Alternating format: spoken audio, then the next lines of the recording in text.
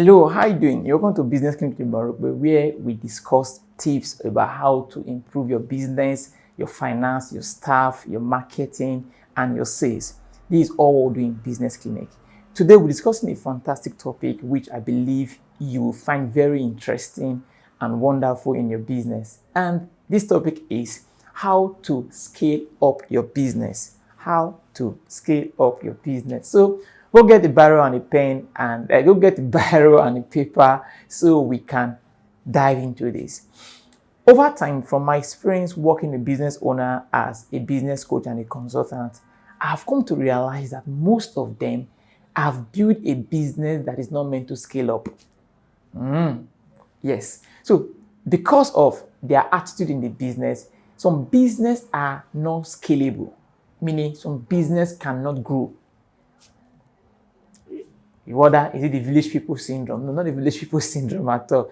It's strictly mainly about a lot of things I come into the business to see as a consultant or as a coach, and I tell my team members that this business is not scalable. So take a cup of tea, a cup of wine, anything that will put you at a cruising mood all through this session. So we should dive into it. I'm going to be sharing with you 7 key areas or 7 key strategies you need to scale up your business. The first thing is that let's ask ourselves, what exactly is scaling up of business? Is it different from growing your business? Maybe they still look alike, but let me focus on scaling up. Scaling up your business means gaining a particular fit in your niche market, where you become an authority, where customers come to you. You don't chase them, begging them. But a lot of business owners have seen their business model and see how they do their business, and I say, no, this is wrong.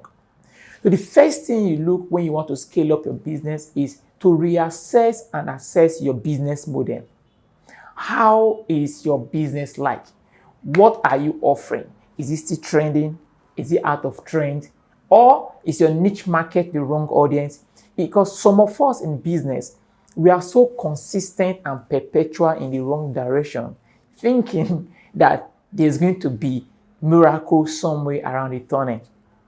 Now, you must go back to reassess what? Your business model. Business model simply means how do you intend to generate income from your product and services you are offering to your target audience, who is known as a customer, to meet them at their pain points in an exchange for money, which is known as value creation. So there are several kind of different model you can use, which is number one, we're looking at your subscription model. You should be clear of how do you intend to collect money from your customers, or what should the customer think in their hearts or in their mind when they are calling your business. Are they coming for subscription model, or is it bundle model? Let's say you are having 3 or 5 packages together, or like in Smart Planet, there are times we do, we're having free business audit, team management training, and leadership training for an organization. That is a 3 bundle in 1 training. That's a bundle model. Now we're looking at the other model, free premium model. I believe you're on LinkedIn. Some people will tell you at times that in LinkedIn, you see that for you to share your post is free. For you to do other things is free. But to see the insight of those who view your profile, or to search for some particular job for visibility, you need to pay. This is simply known as freemium model in a business model. Or you use Zoom, for example. Zoom comes with a free model package whereby you can host 0 to 50 persons. But if you want to host more people and stay more than 45 minutes, you have no choice than what? To upgrade your plan. Those are the freemium model in a business model. Then the other one, we're looking at what? Your product to service model. You should be clear enough. How do you intend to connect with your customers, with other third parties? Maybe you have the equipment, you don't have the market. Maybe you have the market, you don't have the product and the equipment to reach this market. You should be clear about it. E.g., like Uber. Uber has the system where they can connect the driver to the passenger. The drivers have their own car, and they connect them with the passenger using the Uber app. Those are product to service model. You should be clear about what kind of model do you want to use in your business. So let's move on. Now we're looking at what? The retail model. This retail model discipline is all about you understanding who are the end users of your product or services and know how to go after them all out. This can be seen as in the business model canvas as what? Your customer segmentation. Customer segmentation simply just talk about your ability for you to know who are your ideal customers. This can also be known as your customer avatar. Many of us in business today, for some reason, we're just after how much are we going to make, how much is in the business. We are just selling and buying. We don't have a clear insight of who our IV customer are. And with that, you are losing sales. With that, you are frustrated. You are selling the right product to the wrong audience, persuading the wrong persons to come and buy from you. All this equals and will bring about drilling your mental creativity in business. So the first point to scale up your business, which I've just given, reassess and assess and revalue your business model. How is the income coming? What is your cash flow like? And one good way you can do this thing is through using the popular Pareto principles, which is known as the 80-20% principle, which simply states that 80% of every result you think you are having right now in your business, in your career, is as a result of the 20% of the things you've done effectively, well, and efficiently okay. You'll be wondering at times, everything that makes a meaning to you in reading a 100-page book or 300-page textbook is just a paragraph. It's just the introduction. Likewise in business, the people that drive in the box sales are not the whole general customers. There are some key customers that drive those sales. Look for them, identify them, and follow them up with good customer relationship to enable you to get referral from them. We've talked about the first aspect. The other one we're looking at now, analyze your SWOT analysis. Many of us as business owners simply don't know what is SWOT analysis. SWOT analysis can be done in two areas: for yourself as a business owner and for the business itself. I, for one, have run SWOT analysis on myself overly several times. I know my strengths, I know my weakness, I know my traits, and I know my opportunities. But many business owners don't even know their traits. They don't even know their limits. They don't know their weakness. They don't even know their traits. They don't know their strengths. The moment you are able to carefully sit yourself down and itemize what are your strengths in your business, at what point should you collaborate? At what point should you have a co-founder? But fortunately, in this part of the world, people don't believe in co-founding things. Everybody have an entitlement mentality. I want to be the CEO. I want to be the chairman. I want to be the owner of everything. No, there should be room for collaboration.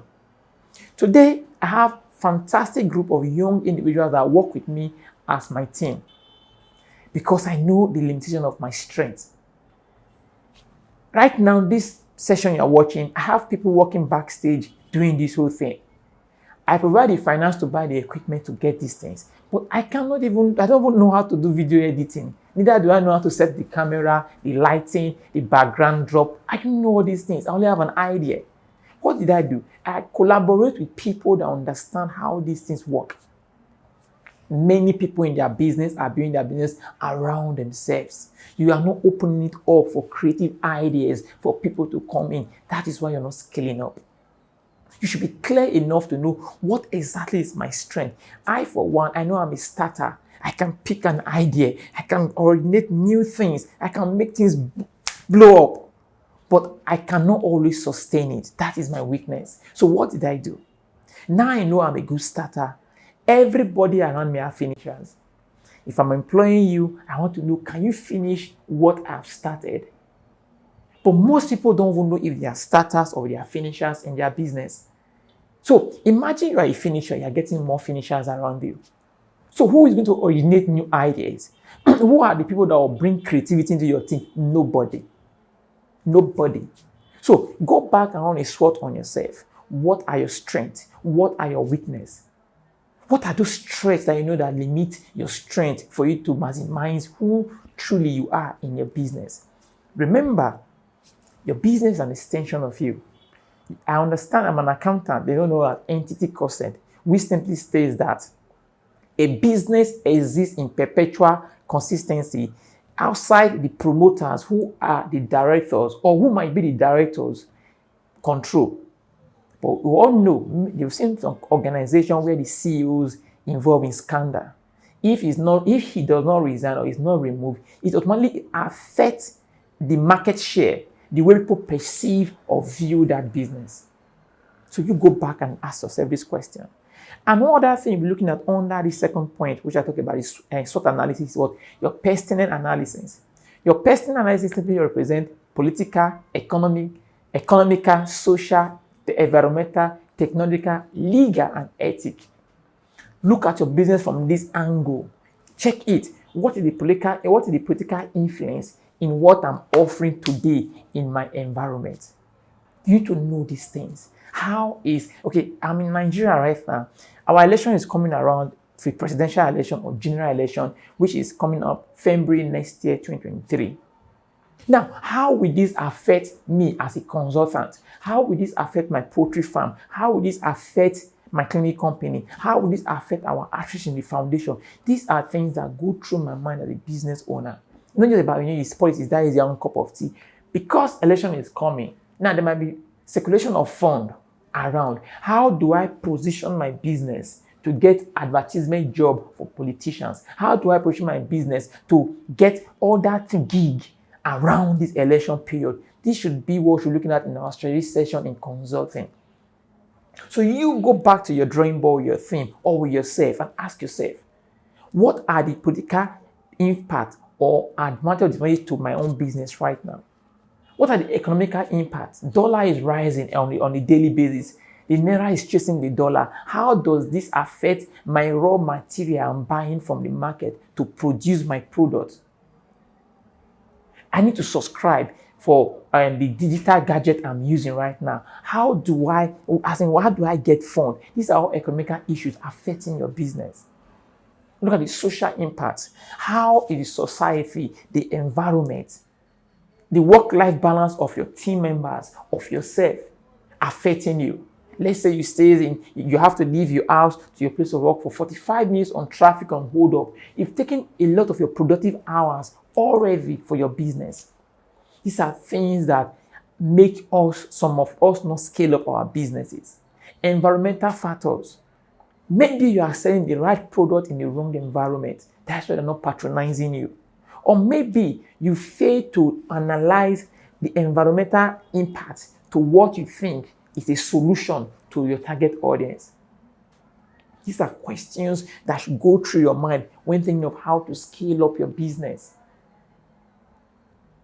So you must understand, as a business owner, business is more than buying and selling. Business is more than just getting funds, renting an office space, having a website, logo, and letterhead paper, staff uniform, taking pictures. No, business is about strategic planning. And this and a lot more is what we're looking at on this session. While the third point to be looking at also will be invest in more leads. Many people don't convert. Lead numbers. Business is about numbers. The more market visibility you get, the more lead you can convert. And the more lead you have in your sales funnel, the more your cash flow will come in. Let's say you run an ad to reach the people within a particular geographical territory, either in your Google ad, your Facebook ad, your Instagram ad, your Twitter ad, or your LinkedIn ad, or through your email marketing. You should be able to reach minimum. Let's say you want to sell to 10 customers only. One person to pay $1,000 or 300,000 naira. For you to get 10 people to pay that money, you need minimum 1,000 people to see what you are offering. But imagine you need 10 people and you are showing it to 10 people. It's zero. That shows that is to say, something on top of nothing is equal to nothing. So you must learn to start building leads. You must learn to start having good market visibility. Break up, open up, run ad, be everywhere, be engaging. How do you do this? It's 3 ways. Have a core business message. Let people know you for something. Build a community around that message, which come in form of product and service. Let you have loyal customers, people that know what you are doing. The third one, generate a content from those people in your community, which are testimonies, a testimonial from what they've experienced from your product and services. These are a lot of things you need to understand when it comes to scaling up your business. You must invest in market visibility. Numbers, sales is numbers. Sales is not grammar. Sales is not eloquency. Sales is not about your fine look. Sales is about how many numbers can you bring into the basket and convert. Then the fourth thing we're looking at also on how to scale your business will now be what? Your human, financial, and your market capital. These three things are so fundamental when it comes to scaling up your business. Scale up your business. So you must understand this thing. Your human capital has to do with what? The people that work around you, your team. You must learn to build the right team. Put the round peg in the round hole, the square peg in the square hole. I read something about Alibaba, the owner of AliExpress, the e-commerce giant in China. He said when they opened Alibaba in the early 90s, everybody in the team was CEOs. They come to have good, fantastic strategic meeting. They plan on what to do, but implementation was wrong. They could not implement anything because everybody was busy. Maybe today in your team, you are having CEOs as staffs who are thinking of how to launch their business. So whatever people are discussing is of no use to them.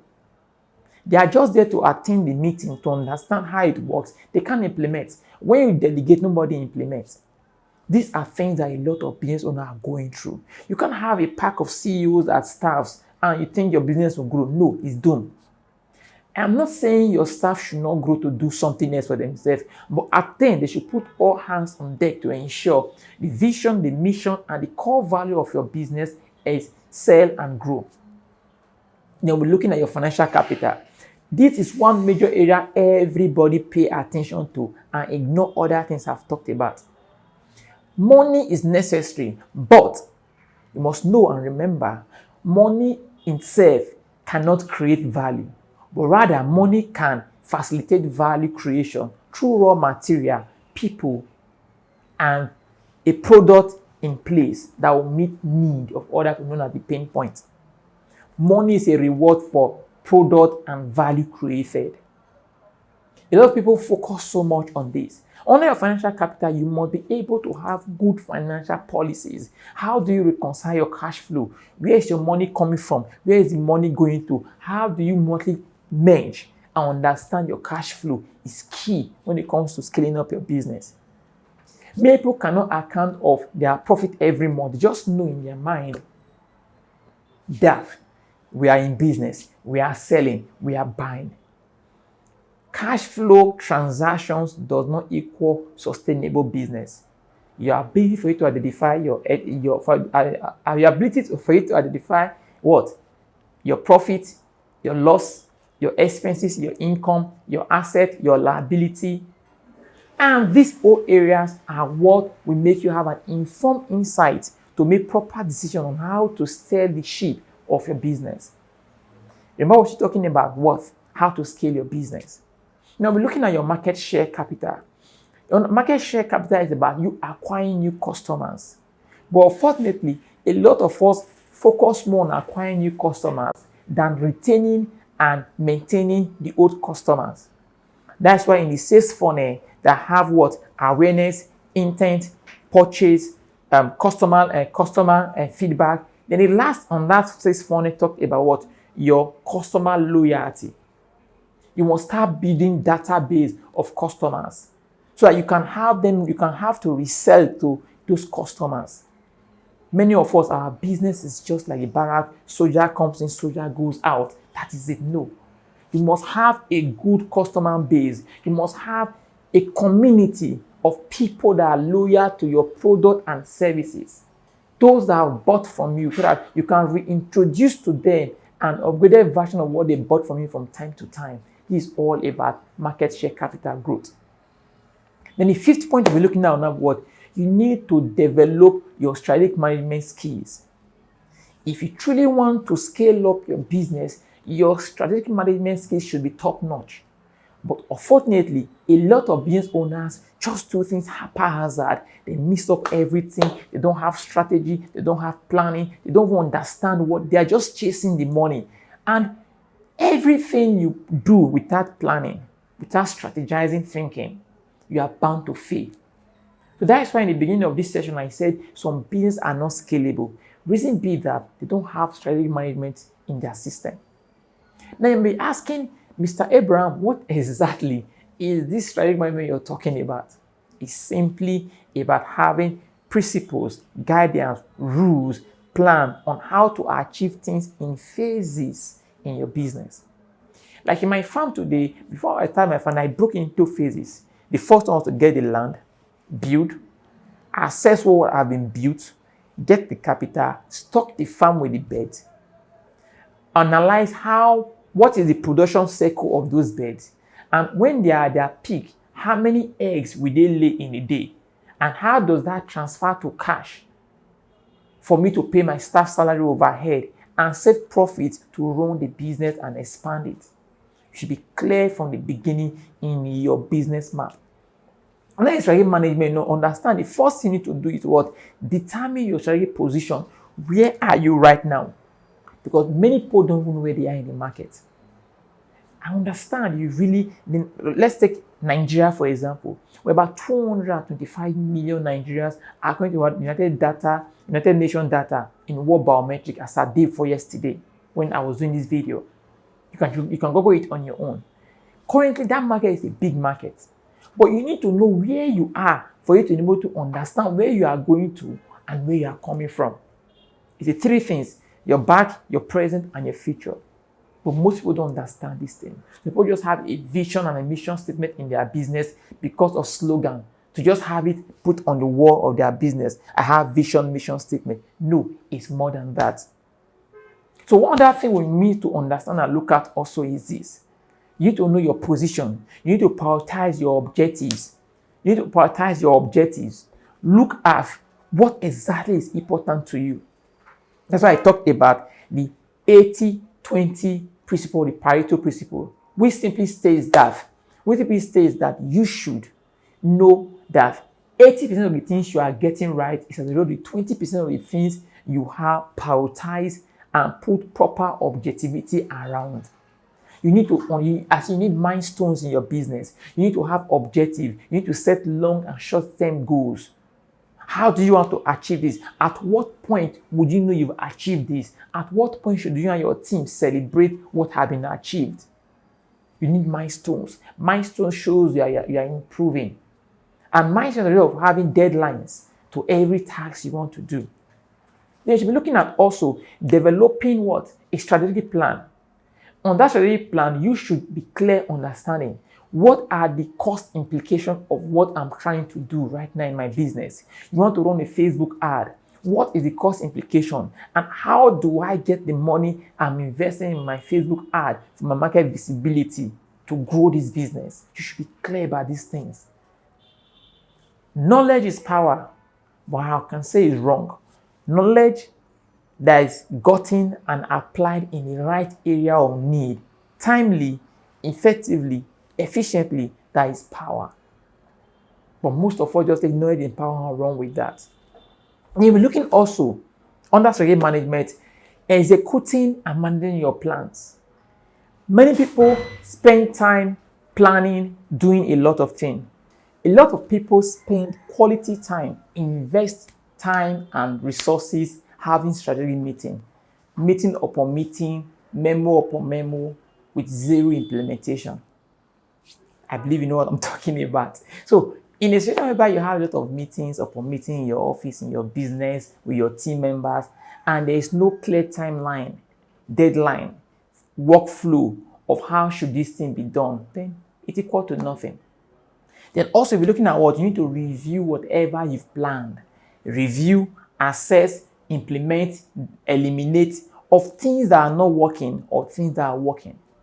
These are why you need to develop a good strategic management skills on how to scale your business. Now, I'm not looking at also, although I gave a small insight on the fourth point, But here we're looking at team building. You can't do it alone. This is one area I've seen people fail woefully. You can't do it alone. And maybe some people are struggling, or you are struggling because you don't trust people. You believe everybody wants to cheat you. You cannot delegate. You can't assign things to people to do. Everything revolves around you. No, it's wrong. I have a poultry farm between the boundaries of Abuja, the Federal Capital Territory of Nigeria, and Nasarawa, the neighboring state. I have not been in my farm going to 2 weeks right now, but I have systems on ground with the right people that can make me understand what happens in that business on a daily basis.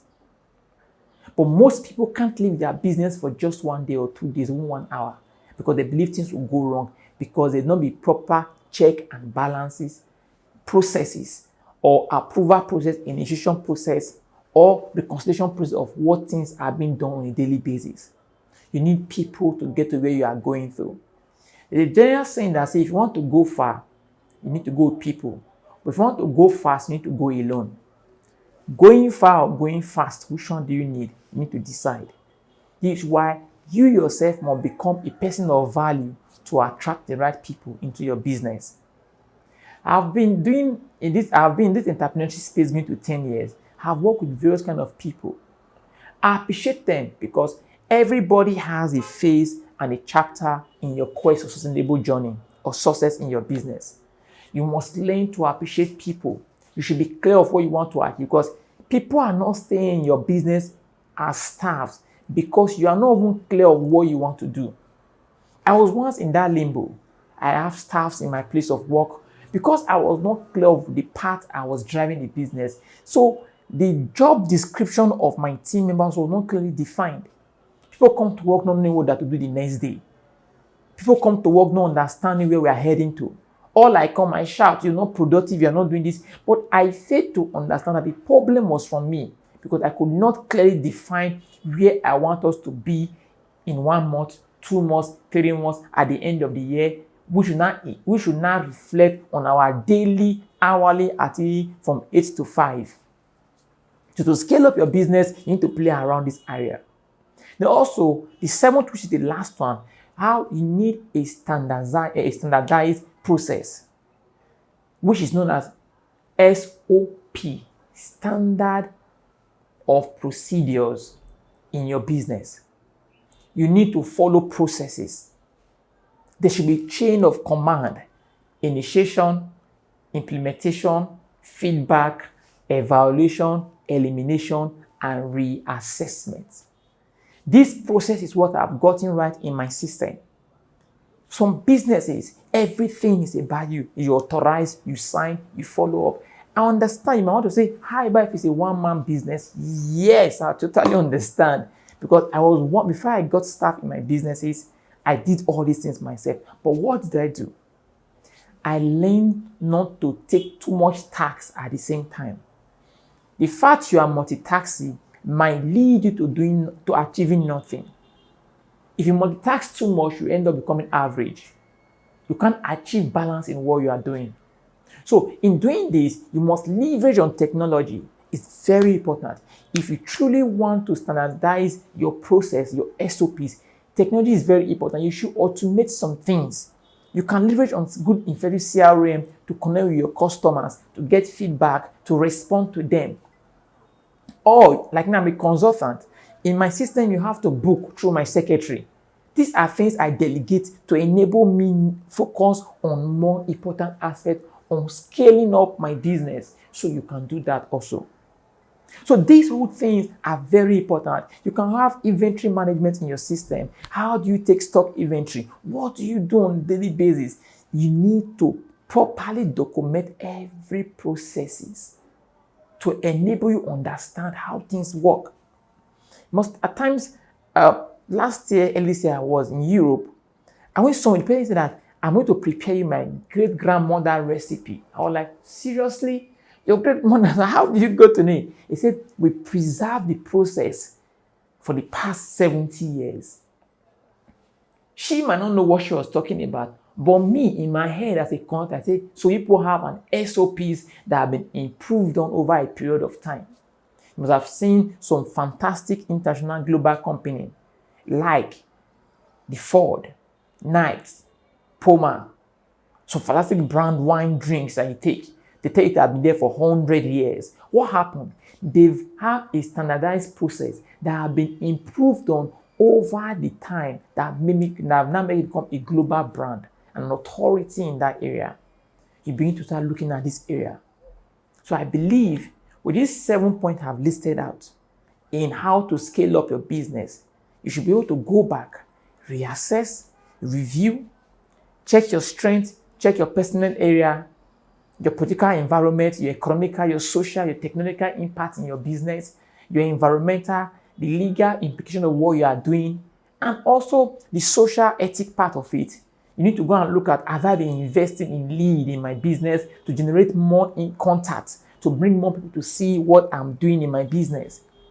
You need to look at your capital, your human, your financial capital model. How are you bringing people into your business? What is the financial cash flow in your business like? How is your market like? You look at your strategy management. Are you able to follow in through everything you plan to do? Did you know where you failed? Do you have milestones in your business? Do you have timeline and deadline to achieve things? You need to look at your team. Are you having the right peg, the round peg in the round hole? Or are you having the square peg in the round hole? Where are you missing it in your human resources? Remember, in business, having the quality people, the qualified people, you have for having the right people. These are things you need to look at. You need to look at your processes. I believe with these 7 points, you have what you know what to do. Thank you for joining me today in this business clinic. From us in Smart Planet, we say thanks for sharing, thanks for commenting, and do drop your comments or feedback on area on topics you want us to do. To subscribe for this video, for our YouTube channel, click on the subscribe button. I'll be leaving 2 videos here and here for more. Bye.